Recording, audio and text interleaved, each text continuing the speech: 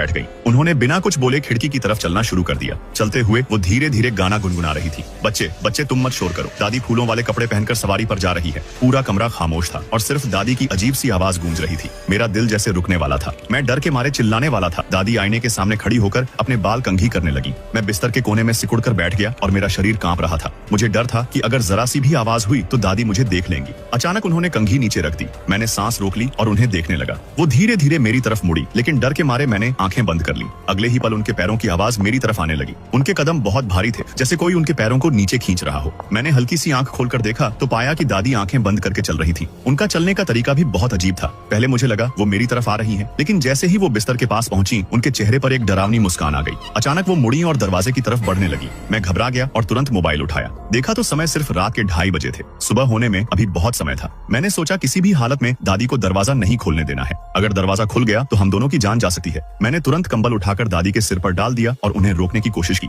लेकिन आज उनकी ताकत बहुत ज्यादा थी। मैं पूरी ताकत से उन्हें पकड़कर रोक रहा था, लेकिन वो मुझे घसीटते हुए दरवाजे की तरफ ले जा रही थी। दरवाजा अब बहुत करीब था। मैंने एक हाथ से बिस्तर पकड़ा और दूसरे हाथ से उनकी पैंट खींची। तभी उन्होंने अपना सिर मेरी तरफ घुमा लिया और फिर से गाना गाने लगी। बच्चे बच्चे तुम मत शोर करो, दादी फूलों वाले कपड़े पहनकर सवारी पर जा रही है। उनकी आवाज कंबल के अंदर से दब कर आ रही थी, लेकिन बहुत डरावनी लग रही थी। ऐसा लग रहा था अगर मैंने उन्हें नहीं छोड़ा तो वो मुझे मार देंगी। मैं उन्हें जगाना चाहता था, लेकिन दादी की बात याद आ गई कि कुछ भी हो जाए आवाज मत करना। अगर ये सब मेरा भ्रम हो तो, लेकिन दादी मुझे सोचने का मौका नहीं दे रही थी। कंबल के अंदर से उनका हाथ मेरी तरफ बढ़ रहा था। मैं डर के मारे तुरंत बिस्तर के पास पड़ा, तकिया उठाकर उन पर जोर से मार दिया। उन्होंने एक धीमी सी आवाज निकाली और उनका शरीर डगमगाया। फिर वो अचानक बिस्तर की तरफ गिर गई। मैंने डरते हुए उन्हें पकड़ लिया और बिस्तर पर लिटा दिया। मोबाइल की रोशनी में मैंने उनका चेहरा देखा। उनका चेहरा नीला पड़ चुका था और आंखें बंद थीं, लेकिन खून नहीं निकल रहा था। मैंने गहरी सांस ली और खुद को संभालने की कोशिश की। जैसे ही दादी बेहोश हुई, बाहर फिर से दरवाजे को खुरचने की आवाज आने लगी। मैं डर के मारे न लाइट जला पा रहा था